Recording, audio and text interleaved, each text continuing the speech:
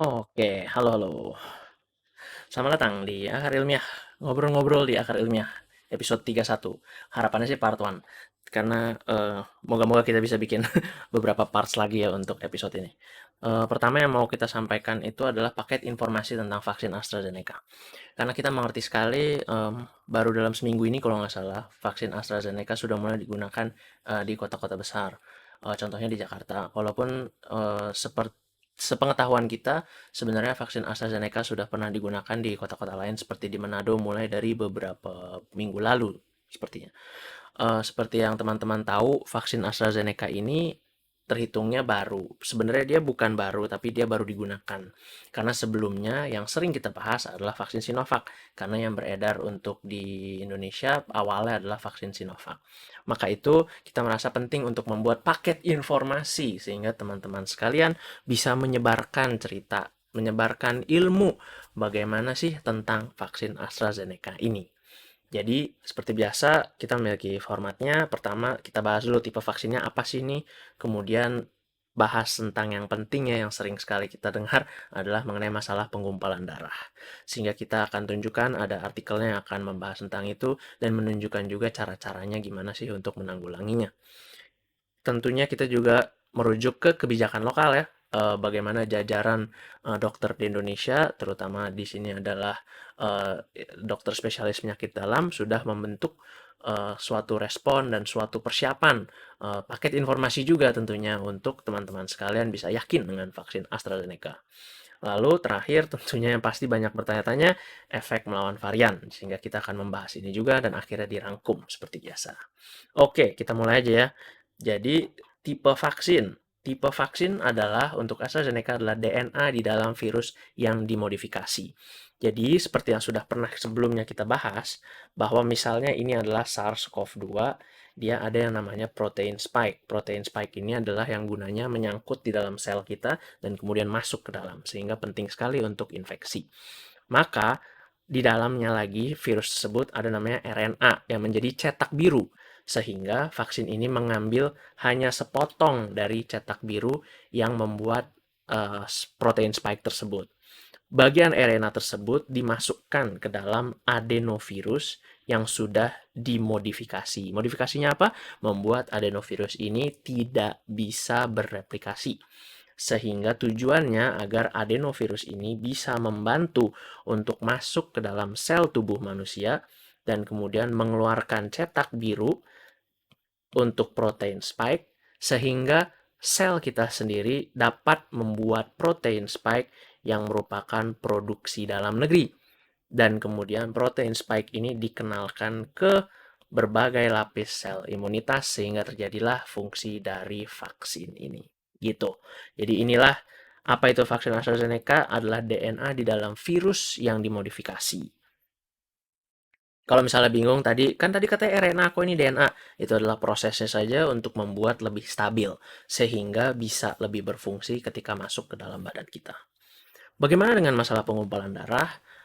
Kita bisa lihat di artikel ini dari www.bhf.org.uk memang sudah membahas mengenai blood clots ya atau penggumpalan darah. Seperti yang kita lihat di sini sangat langka, rare ya. Jadi dari 209 kasus setelah 22 juta dosis vaksin diberikan. Dari 209 yang menyebabkan penggumpalan darah tersebut, yang terjadi penggumpalan darah, sayangnya memang 41 meninggal, tidak dapat ditolong. Namun, namun harus diperhatikan bahwa ini masih tergolong langka. Dari 22 juta dosis vaksin, 209 terdapat kasus penggumpalan darah. Nah, sudah dibahaslah oleh New England Journal of Medicine, yaitu salah satu jurnal tertua di dunia ini ya, mengenai thrombotic thrombocytopenia after ChAdOx 1 and COVID-19 vaccination. ChAdOx adalah nama ya nama resmi lah dari vaksin AstraZeneca. Dia memberitahu di sini kasus-kasus yang sudah dia temukan, dari 11 pasien yang dia temukan, adalah wanita dengan umur kira-kira mediannya 36 dengan range dari 22 sampai 49 dan hari rentannya adalah hari kelima sampai 16 setelah vaksinasi. Dan mereka mencatat dengan sangat baik apa saja yang harus dimonitor, yaitu berbagai pemeriksaan laboratorium ini yang tentunya sudah menjadi sudah aware, sudah menjadi hal yang sangat disadari oleh jajaran dokter di Indonesia juga, dan pemeriksaan ini juga sudah dibuat flowchart-nya seperti dilihat demikian, yang juga menyarankan treatment options, yaitu terapi yang dapat dilakukan untuk menanganinya kalau terjadi. Sekali lagi diingatkan bahwa konsensusnya adalah, pernyataannya adalah memang ini bisa terjadi namun sangat langka dan keuntungan dari vaksin ini tetap lebih besar dibandingkan kemungkinan ada kasus penggumpalan darah ini. Namun seperti yang kalian lihat, ada sudah di dibahas dan didiskusikan dan bahkan dipublikasikan kemungkinan untuk penanganannya. Mulai dari dosis tinggi imunoglobulin, antikoagulan, transfusi platelet, ataupun antagonis vitamin K. Jadi itu semua sudah dibahas di sini dan berikutnya kita akan melihat kebijakan lokal yang sudah diumumkan juga oleh Perhimpunan Dokter Spesialis Penyakit Dalam Indonesia 26 April 2021 yang lalu, juga menunjukkan bahwa pada hari keempat sampai hari ke-20 sesuai dengan laporan yang tadi ya, untuk melihat gejala-gejala seperti, nah mungkin ini teman-teman bisa catat dan kita bisa ingat sama-sama sehingga kita bisa membantu juga ya kalau ada yang terkena vaksin AstraZeneca untuk meyakinkan bahwa kalau terjadi sakit kepala hebat, sesak napas, mata kabur, kaki bengkak unilateral artinya satu sisi gitu ya, terutama pada hari 4 sampai 20 dan bila terdapat gejala tersebut segera memeriksakan diri ke dokter gitu. Jadi tapi tetap ya eh, pernyataan yang ingin disampaikan dan akar ilmiah juga setuju akan pernyataan ini bahwa pemakaian vaksin AstraZeneca itu lebih menguntungkan, namun memang memperhatikan aspek keamanan. Aspek keamanannya itu supaya kita sama-sama bisa memberikan edukasi KIPI. Apa itu KIPI? Kejadian ikutan pasca imunisasi.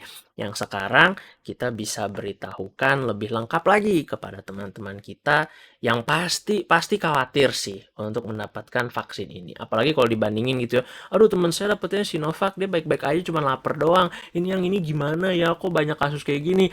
Moga-moga dengan melihat laporan tadi kita bisa sama-sama membantu mereka gitu ya. Nah, untuk mengulang saja supaya kita bisa kasih tahu gitu kejadiannya apa aja sih harus kita awasi.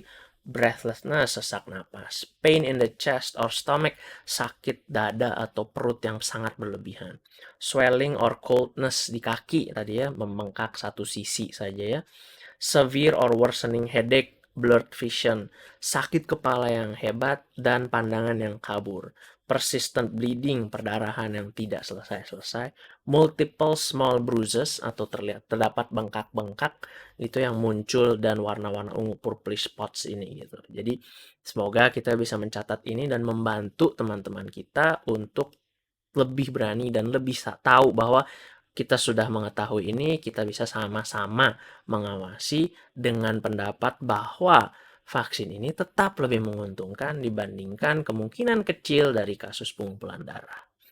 Oke, ini pasti yang seru ya, melawan varian. Melawan varian, akar ilmiah akan merujuk ke dua paper pada saat ini. Preprint yang terdapat di Lancet mengenai efek ChAdOx 1 nCoV 19 melawan B117, varian B117, dan efek ChAdOx 1 melawan B1351 ya.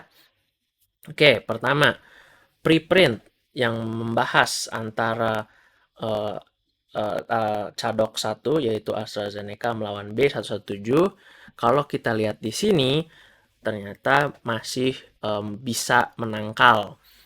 Victoria adalah strain yang lain, seperti kalau kita lihat di sini, live virus micronization antibody titer. Jadi dites antibody dari yang sudah divaksin, kemudian dicampur aja ya, anggap aja lah dicampur dengan virus yang B117 atau non B117 yang dinamakan ini Victoria, jadi yang di luar B117. Jadi ini adalah neutralization. Jadi bagaimana di konsentrasi berapa antibody ini bisa menghancurkan, membunuh virus-virus ini gitu ya. Dan ternyata dilihat memang butuh konsentrasi yang lebih tinggi di sini. Jadi ini ceritanya ini adalah 1/32 konsentrasinya. Kalau di atas ini 1/2048. Jadi sedikit sekali, cuman satu tetes di 2048 volume air, volume cairan lah gitu ya. Dan ternyata memang ya agak menurun lah gitu ya. Butuh lebih banyak antibodinya. Tetapi dapat dilihat bahwa jangkauannya itu masih cukup luas dan masih bisa lah untuk menangani infeksi B117. Demikian pula mereka tuliskan dengan jelas di sini bahwa efficacy of Cadox 1 jadi melawan B117 masih serupa dengan vaksin tersebut melawan virus yang bukan B117 gitu. Sehingga dia masih mengatakan bahwa masih bisa bermanfaat lah vaksin ini untuk melawan B117. Namun kalau kita lihat di sini ada suatu ringkasan yang dilakukan di BMJ news analisisnya mengenai COVID-19, where are we on vaccines and variants. Nah, kalau kita lihat di sini Oxford AstraZeneca efficacy against systematic disease ya masih 82,4. Oke ya, kalau menggunakan 12 minggu ya antara satu dosis 1 dengan dosis 2. Nah, melawan B117 tadi 74,6 menggunakan artikel yang barusan tadi kita bahas ya. Tapi kok ini melawan yang B1351 tulisannya TBC ya, to be confirmed, unconfirmed, reports as low as 10%. 10%.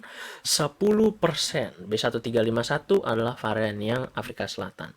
Lalu kita ikuti publikasi ini dan sampailah kita di publikasi berjudul Efficacy Cadox 1 COVID-19 Vaccine Against B1351 varian, yaitu varian yang dari Afrika Selatan. Dan memang ternyata di konklusi abstraknya saja menyebutkan bahwa 2 dosis regimen Cadox 1 atau AstraZeneca ternyata tidak melindungi melawan derajat ringan sedang COVID-19 yang disebabkan oleh B1351. Jadi ternyata vaksin AstraZeneca ini masih belum bisa menangkap varian yang B1351. Atau sebenarnya sih kebalikannya ya, B1351 sebagai varian adalah varian yang berhasil meloloskan diri dari vaksin AstraZeneca. Kok bisa begitu? Ternyata mereka membuat begini pembagiannya.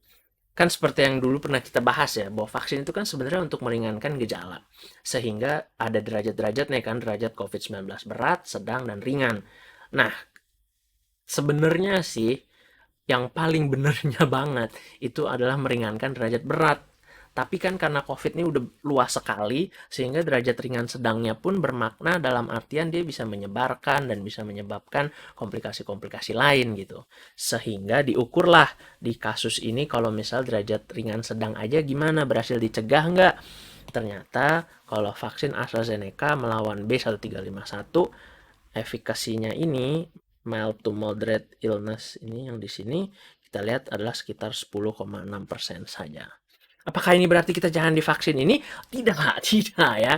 Justru secepatnya kita harus divaksin karena vaksin ini melindungi dari varian-varian yang lain tadi ya, yang B117 contohnya, dan juga varian yang di luar B117 yang masih umum gitu ya. Karena maunya kita adalah jangan sampai kita terinfeksi dan menyebarkan lebih cepat dan menyebabkan virus itu bisa latihan di badan kita lebih cepat lagi mencapai varian-varian yang senakal dan sekejam B1351 ini.